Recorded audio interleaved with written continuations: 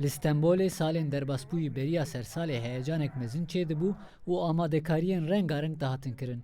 Kolan dihatin xemilandin û bi giştî welatî ji bo kirîna kel û pelan diçûn dikan û mexazeyan. Ji sala nû ango 2016 re jî demeke kurt maye. Weke her sal çavê rêbû ku nişteciyên Stenbolê amadekariyê pîrozbahiyê bikin. Lê ev heyecan tenê li çend taxên li Stenbolê û li kêm vîtrînên dikan û mexazeyan tên dîtin. Yek ji amadekariyên sersalê jî kirîna diyariyan e. Her sal beriya sersalê dikandar buhayê kelûpelan erzantir dikin, da ku welatî karibin bêhtir tiştan bikirin.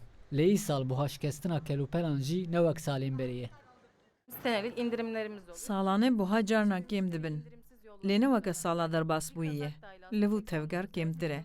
Sala bihurî bêhtir qerebalix bû. İnsan di dilin, bitirsin.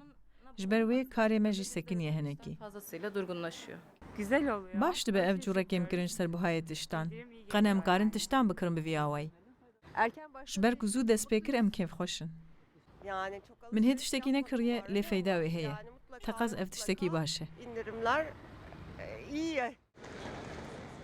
Nêrînên welatiyan kolan bi kolan tax bi tax diguhere. Li deverekê welatî ji ber pîrozbahiyên sersalê û buha şikestina kelûpelan kêfxweşin. Lê li devereke dinya Stenbolê pîrozbahiyên sersalê û kirîna kelûpelan zêde balê nakişînin.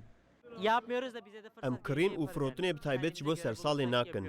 Lê dema ku fersan çê dibe em jî sûd werdigirin. Heke ku keysa me pêkeve em distînin. Lê bi taybetî ne ji bo sersalê. varsa alırım. Abi ben yıl başında bir kere Ji ber ku ez amedekariya sersalê nakim, ez naçim ji mexazeyan jî tiştekî nakirim. Tiştekî dûrî min e. Bi taybetî ew kesên ku sersalê pîroz dikin kel û pelan dikirin. Ji ber ku tu pêwîstiya min bi tiştekî wisanî ne, ez kirîn û firotinê jî nakim. alışverişte yapmıyorum.